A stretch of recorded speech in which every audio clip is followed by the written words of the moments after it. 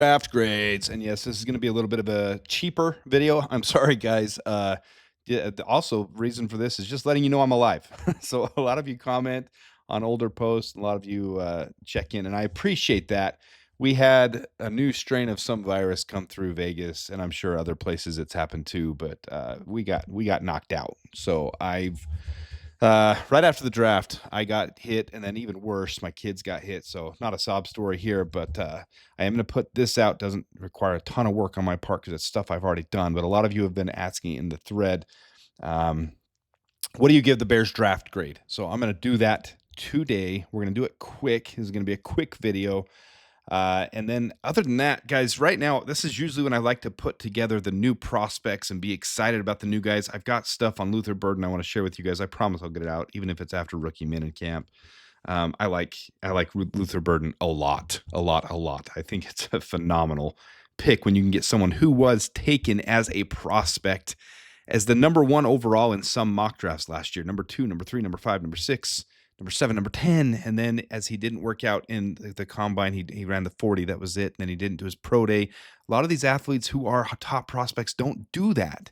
And so a lot of teams didn't like that. There's not a temperament problem. There's not an attitude problem. These are rumors that people. So I'm gonna leave it this on Luther Burden. That's it, and then we'll do the rest for the video. I love the prospect of Luther Burden, and I think he has that chip on his shoulder type with discipline. He is a disciplined guy that I feel like will be very effective for the Bears and will be a really good pick. But overall, you see here Fox top 10. This is the one that spread around quite a bit. They had the Bears with an A- in the fourth, tied fourth, overall best grade. And I like this. I think it's very optimistic. There's some picks that I didn't necessarily fall in love with. And I did on Twitter put this. So I'm just going to run through this real quick here. And this is my initial grade of these players right after the draft. So here's what I had posted a few days removed from the draft with enough time to look into each player a little bit more than the knee-jerk reaction we gave during the draft. And it seems to be the thing to give our grades. So I'll give it a whirl, a thread. So you can see that's what I put here. This was on April 28th. So we're looking at a full week ago. But this is what I put. Colson Loveland, I gave an A+.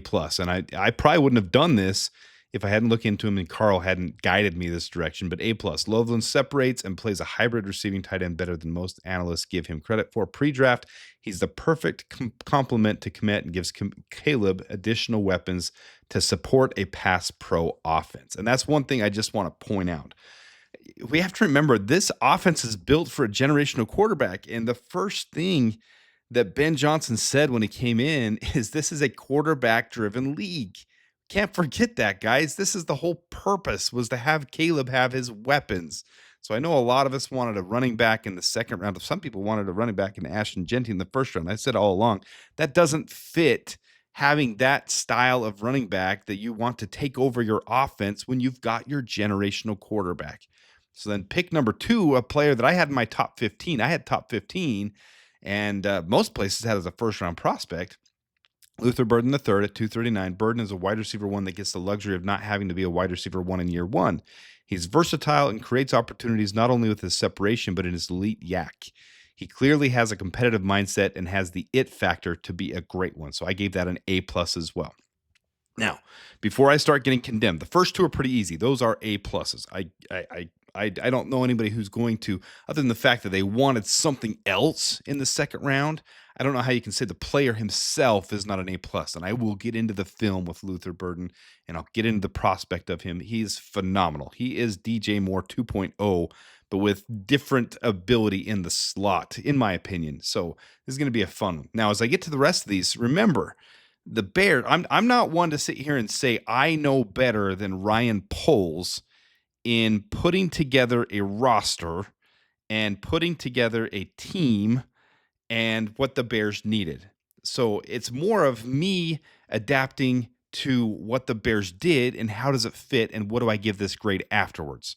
So we knew the Bears wanted to go out and find an offensive tackle, whether right or left or competition.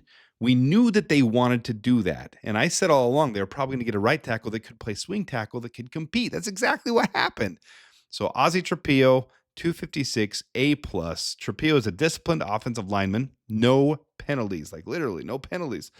that's willing to do anything and everything for the team to succeed. He has a versatility, having played both right and left tackle, and excels in run blocking, making him the perfect fit for the Bears' needs. So, again, Bears' needs. All right.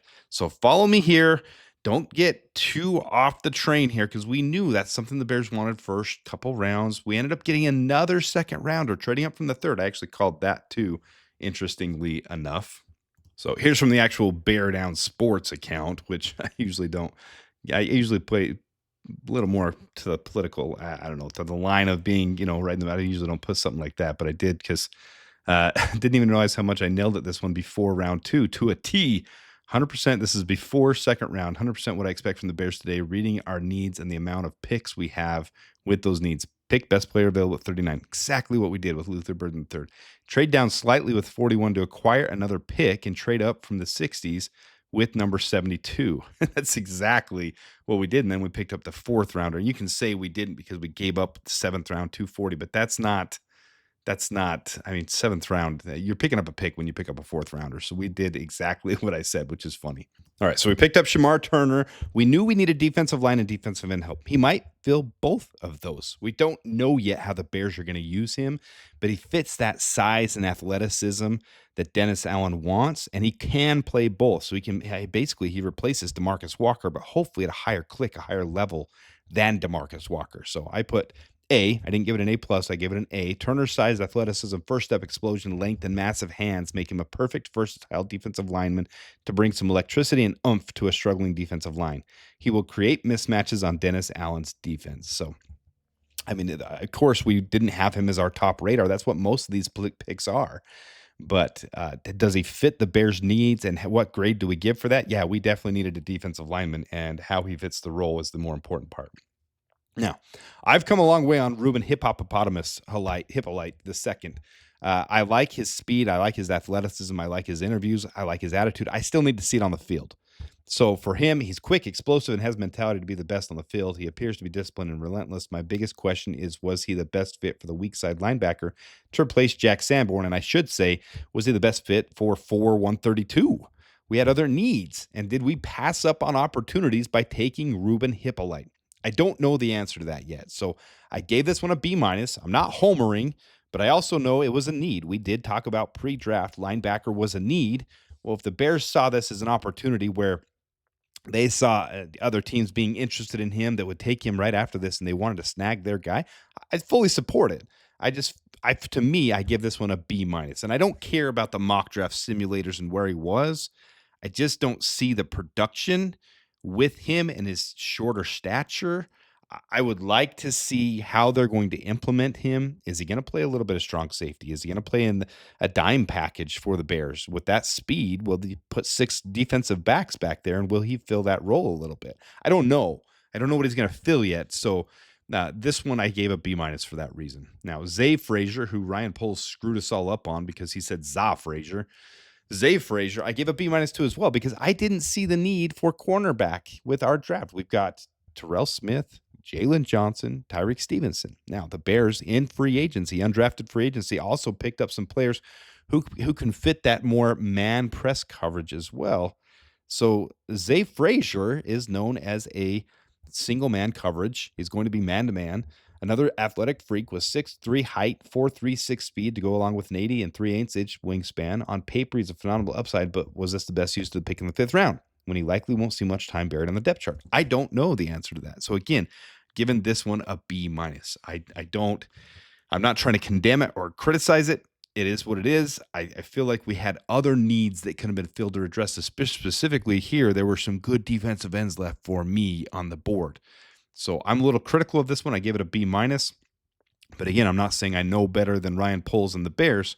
That's just my personal grade. Now, Luke Newman, the more I've dove into him, the more I love him and feel like he was overlooked. I had some players here in this range like Luke Kandra, who I felt were the same type of situation where I loved the pick because they were overlooked. Let's snag him while everybody else is overlooking him.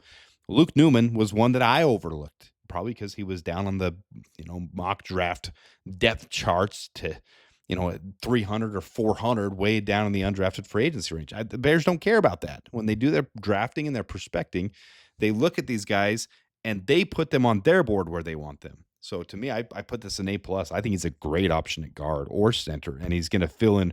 Doesn't have to come along today. He can be that backup, and he can get experience in camp. Give him a year or two, and he might be a solid starter. I don't know yet, but I like the profile of him. So I put Luke Newman appears to be the perfect interior lineman that wasn't on our radar. He brings a blended balance of size, experience, versatility, and athleticism to make him exactly what the Bears needed. Another pick where the Bears knew best. And then last but not least, Kyle Monangai. I've already done the video on him, so you guys already know how I feel. I do feel like he can be Isaiah Pacheco 2.0, and I feel like he is a bowling ball. It's the most broken tackles by anybody in any conference, even more than Ashton Jeanty over the last 2-year total period span. So I did the video on him already. There's not much more to say. I just really think the upside is there for him. Do I have expectations for him to be the best running back that ever was a Bear? No, but I like his addition to this Bears running back room. I think he complements it and fills it out well. And we'll see what they do with Ian Wheeler, DeAndre Swift, Roschon Johnson, and Kyle Monangai. They specifically mentioned them. When Ryan Poles was talking about them, he mentioned those guys. He mentioned Ian Wheeler. He mentioned Roschon Johnson. So the Bears are clearly open to this one. Yes, I gave 3, 4, 5 A pluses because I know the fit for the Bears. If you can pick up a player like Kyle Monangai, 7th round, who, man, did we overlook a lot of these players? Sure. So that's my final grades. That's my grades I give to this class, guys. Am I homering? You guys let me know in the comments. You let me know if I'm homering too much over these draft picks. But number one, I'm not smarter than Ryan Poles. I do not believe that. I think he has the pulse on this team to know what's best for it. Number two, none of these guys have proven themselves. All we're doing is grading the fit for the Bears and what they can do for this team. That's what this is. It's grading the fit. You can't grade the player till they play 1, 2, 3 years in the league. So none of these guys, I can't even give Caleb a full grade yet. I like what I saw in year 1. I like what I saw in Rome in year 1. I'd give both of them an A+ for what they had in year 1. Austin Booker, I'd probably give a solid B- to a C. I need to see more from him, but we knew that. We knew he was developmental. Karan Amagaji, I'd probably give a C to a C-, but we knew the same thing. I think they still have that upside potential we talked about last year where they can be an A-, B+ pick for both of those two guys. Tory Taylor, he is what he is. I gave my instant reaction during the draft. I was a little upset we took a punter that early. It was a need. We got him. Fine, whatever. I still give that like a B grade. I'm not down on our Australian punter. I like him, but I think, man, we had needs on this team. So anyways, guys, I'm getting back in bed. I appreciate you guys for tuning in. Sorry, this is a less creative one. I will get more out. I promise it's coming. Until next time, thanks for bearing down the Bears and bear down.